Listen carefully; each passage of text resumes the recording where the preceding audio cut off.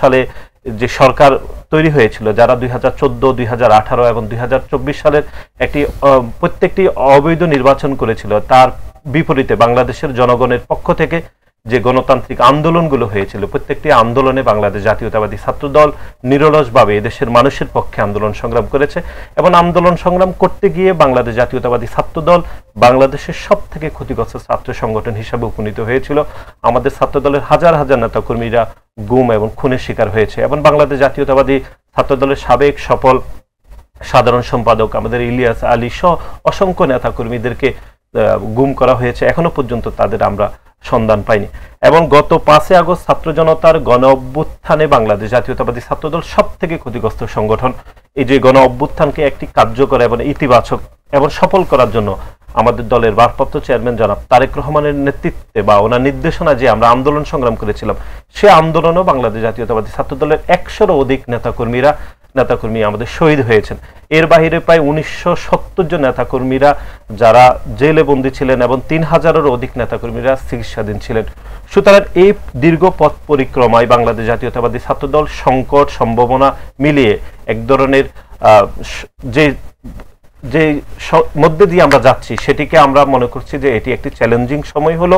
বাংলাদেশ জাতীয়তাবাদী ছাত্রদল এই দেশের স্বাধীনতা সার্বভৌমত্ব রক্ষা করার জন্য এবং এই দেশের মালিকানা এই দেশের মানুষের হাতে ফিরিয়ে দেওয়ার জন্য আন্দোলন করছে এবং একই সাথে বাংলাদেশ জাতীয়তাবাদী ছাত্রদল দীর্ঘ 5 দশকের বেশি সময় ধরে এই দেশের শিক্ষার্থীদের অধিকারের জন্য যে আন্দোলন সংগ্রাম করছে, সে আন্দোলন সংগ্রামকে আমরা আরো বেশি শিক্ষার্থী বান্ধব করতে চাই। বাংলাদেশে অনেকগুলো সংস্কার কমিশন হয়েছে, অনেকগুলো পলিসি সংস্কার হচ্ছে, অথবা আমরা জেলা প্রশাসক কার্যালয়ে অনেকগুলো পলিসি মেকিং হচ্ছে, সেখানে আমরা দেখেছি বিভিন্ন ছাত্র প্রতিনিধি নিয়োগ দেওয়া হচ্ছে। কিন্তু আমরা দেখলাম সেটি একটি মাত্র প্ল্যাটফর্ম থেকে, শুধুমাত্র বৈষম্য বিরোধী ছাত্র আন্দোলনের প্ল্যাটফর্ম থেকে শুধুমাত্র ছাত্র প্রতিনিধি নিয়োগ দেওয়া হয়েছে। এবং আপনি দেখেছেন গত কয়েকদিন আগে গণপ্রজাতন্ত্রী বাংলাদেশ সরকারের মাননীয় প্রধান উপদেষ্টার সাথে ছাত্র প্রতিনিধিরা দেখা করেছে, সেটিও প্রেস নোট দেওয়া হয়েছে যে ছাত্রদের প্রতিনিধি তারা দেখা করেছে। কিন্তু আমরা সেখানেও দেখলাম শুধুমাত্র বৈষম্য বিরোধী ছাত্র আন্দোলনের নেতৃবৃন্দরা তারা দেখা করেছে। সুতরাং 5 আগস্ট ছাত্র জনতার গণ অভ্যুত্থান পরবর্তী সময়ে আমরা দেখেছি এক ধরনের ক্রেডিট দেওয়া হচ্ছে শুধুমাত্র একটি স্বার্থান্বেষী মহলকে, যে তারাই শুধু আন্দোলন সংগ্রাম করেছে, বাকি সব শ্রেণীর আন্দোলনকে এক ধরনের দমিয়ে দিয়ে এক ধরনের ক্রেডিট দেওয়ার প্রবণতা তৈরি হচ্ছে। আমাদের এই জুলাই এবং আগস্টে প্রায় 2000-এর অধিক ছাত্র জনতা আসলে শহীদ হয়েছেন, কিন্তু পুরো এই শহীদদের যে আমরা শহীদ সেই তালিকাতেও আমরা সবার নাম আসলে সবাই জানছি না, কিন্তু পুরো শহীদদের আইকনিক হিসেবে আমরা 3 জনের নাম আসলে বলছি, যেমন শহীদ ওয়াসিম মুগ্ধ, শেষ হয়নি যুদ্ধ। কিন্তু আমরা যেটি উদ্বেগের সহিত লক্ষ্য করলাম যে এবারে যে পাঠ্যপুস্তক রয়েছে সেখানে শহীদ মুগ্ধ নাম অন্তর্ভুক্ত হয়েছে, শহীদ সাইদের নাম অন্তর্ভুক্ত হয়েছে, কিন্তু বাংলাদেশ জাতীয়তাবাদী ছাত্র দলের কর্মী অথবা আমাদের নেতা হওয়ার কারণে শহীদ ওয়াসিমের নামটি ইচ্ছাকৃতভাবে সেই পাঠ্যপুস্তক থেকে বাদ দেওয়া হয়েছে। আমরা সেটি গণমাধ্যমে একাধিকবার বলেছি, এই সরকারকে একাধিকবার জানানো হয়েছে, সুতরাং তাদের পক্ষ থেকে কোনো ধরনের কার্পণ্য করা হয়নি। সুতরাং বৈষম্যের যে জায়গাটুকু সেটি হচ্ছে সরকারের পক্ষ থেকে অথবা বৈষম্য বিরোধী ছাত্র আন্দোলনের এই প্ল্যাটফর্ম অথবা নাগরিক কমিটি তাদের দিক থেকে হয়েছে। আমরা মনে করছি যে আমাদের দল অথবা আমাদের দলের ভারপ্রাপ্ত চেয়ারম্যান জনাব তারেক রহমান এই আন্দোলনে অংশগ্রহণ করার সাথে কোনো ধরনের রাজনৈতিক রং অথবা ক্রেডিট আমরা নেইনি। আমরা তো গণমাধ্যমে প্রকাশ করেছি আমাদের কতজন নেতাকর্মী শহীদ হয়েছে, তাদের নাম, ছবি, তাদের বিস্তারিত তথ্য বিবরণী দেওয়া হয়েছে। এবং বৈষম্য বিরোধী ছাত্র আন্দোলন যখন চলছিল তখন আপনি জানেন শুধু আমাদের ছাত্র দলের নেতাকর্মীদেরকে গ্রেপ্তার করা হয়নি, আমাদের বিএনপি শীর্ষ নেতৃবৃন্দদেরকে গ্রেপ্তার করে অমানসিক নির্যাতন করা হয়েছে, যাদের সেই রকম চিত্র গণমাধ্যমে প্রকাশিত হয়েছে। সুতরাং এত কিছুর পরেও আমরা মনে করছি যে এই আন্দোলনের যে বাড়তি যে ক্রেডিট নেওয়া সেটি আমাদের দলের পক্ষ থেকে, বাংলাদেশ জাতীয়তাবাদী ছাত্র দলের পক্ষ থেকে নেওয়া হয়নি। সুতরাং তারা কি মনে করছে আমাদের অবদান আছে কি নাই সেটি আসলে আমরা খুব গুরুত্ব দিচ্ছি না, বলেন এদেশের গণমানুষ জেনেছে, এদেশের ছাত্র জনতা জেনেছে যে বাংলাদেশ জাতীয়তাবাদী ছাত্র দলের অপরিসীম ভূমিকা ছিল গত জুলাই এবং আগস্টে ছাত্র জনতার গণ অভ্যুত্থানে। আমরা সেটিকে অনেক বেশি গুরুত্ব দিচ্ছি যে এই দেশের মানুষ এটি ফলাভাবে জেনেছে। দলের 46তম প্রতিষ্ঠাবার্ষিকীতে এসে আমরা আমাদের দলের পক্ষ থেকে, আমাদের দলের ভারপ্রাপ্ত চেয়ারম্যান জনাব তারেক রহমানের পক্ষ থেকে, ছাত্র দলের পক্ষ থেকে আমরা সাধারণ শিক্ষার্থীদেরকে শুভেচ্ছা জানাতে চাই এই জন্যই যে বাংলাদেশ জাতীয়তাবাদী ছাত্র দলের উপর সাধারণ শিক্ষার্থীরা সবসময় সময়ের আবহমানে তারা ভরসা রেখেছে এবং বাংলাদেশ জাতীয়তাবাদী ছাত্র দলকে দক্ষিণ এশিয়ার সর্ববৃহৎ ছাত্র সংগঠন হিসেবে প্রতিষ্ঠা করার জন্য বাংলাদেশের সাধারণ শিক্ষার্থীদের আসলে এক ধরনের অংশগ্রহণ ছিল। শিক্ষার্থীদের জন্য উদ্দেশ্যে বলতে চাই যে বাংলাদেশ জাতীয়তাবাদী ছাত্র দল দীর্ঘ 5 দশকেরও বেশি সময় ধরে এদেশের শিক্ষার্থীদের অধিকার আদায়ের জন্য আমরা কাজ করেছি, ভবিষ্যতে আমরা শিক্ষার্থীদের অধিকারের জন্য আমরা কাজ করতে চাই। বাংলাদেশের যতগুলো গণতান্ত্রিক আন্দোলন হয়েছে প্রতিটি গণতান্ত্রিক আন্দোলনের ছাত্রদল ছিল প্রতীক সংগঠন। হোসেন মোহাম্মদ এরশাদ আমাদের দলটাকে তো আসলে বাংলাদেশ জাতীয়তাবাদী দল, প্রেসিডেন্ট জিয়াউর রহমান, এই একটা যে আপনার একদলীয় শাসন ব্যবস্থা, এটা ফ্যাসিবাদী ব্যবস্থা, পরনির্ভরশীল আপনার মানে রাজনৈতিক ব্যবস্থা, অথবা মানে একটা দাসানুদাসের মনোভাব নিয়ে যারা রাজনীতি করতেন, তাদের বাইরে বাংলাদেশি জাতীয়তাবাদের এই ধারণাটা দিয়ে তিনি একটা বাংলাদেশের বিকল্প রাজনীতির উত্থান ঘটিয়েছিলেন। এবং বাংলাদেশের আপামর জনগণ এই বিএনপির প্রতি সমর্থন ছিল এই একটি কারণে। আপনি দেখবেন আমাদের দলের বয়স 46, স্বাভাবিকভাবে আমাদের মানে মূল দলের বয়স আরো 1 বছর বেশি, 47 বছর ধরে এই দলটিকে আসলে কমেছে, ব্যাপ্তি কমেছে না বেড়েছে? বেড়েছে। তো আমাদের দলের প্রতিষ্ঠাতা মানে পার্টি ফর্ম করার কয়েক বছরের মধ্যেই তিনি শাহাদত বরণ করলেন। তারপরে আমাদের দলের নেত্রী বেগম খালেদার নেতৃত্ব দিলেন দলটাকে। বর্তমানে আমাদের দলের ভারপ্রাপ্ত চেয়ারম্যান তিনি বলা যেতে পারে, তিনি এখন আমাদের মূল নেতা, তিনি দলটাকে পরিচালনা করছেন। এর মধ্য থেকে যে আমাদের এত বিকাশ, এত ব্যাপ্তি, এত মানুষের ভালোবাসা, because of politics.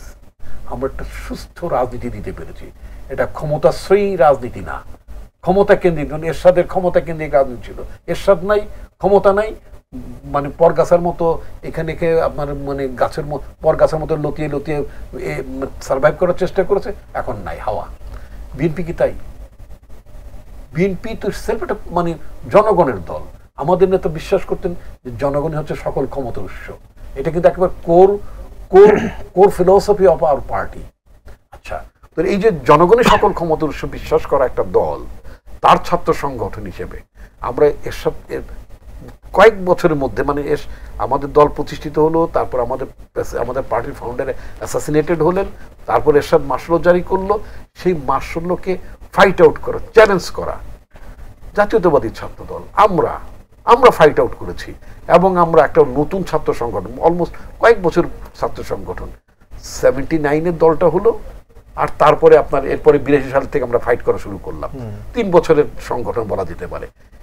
Number one organisation জাতীয়তাবাদী ছাত্রদল 1 নম্বর শীর্ষ সংগঠনে পরিণত হয়ে গেল। We are the pioneer, we are the leader. আমাদের নেতৃত্বে আমরা সামরিক শাসন অবসান ঘটিয়েছি। দীর্ঘ গত 15-16 বছর যেটা বলে ফাউন্ডেশনটা আমরা ক্রিয়েট করেছি আমাদের দল বিএনপি, আমার নেত্রী বেগম খালেদা জিয়ার নেতৃত্বে।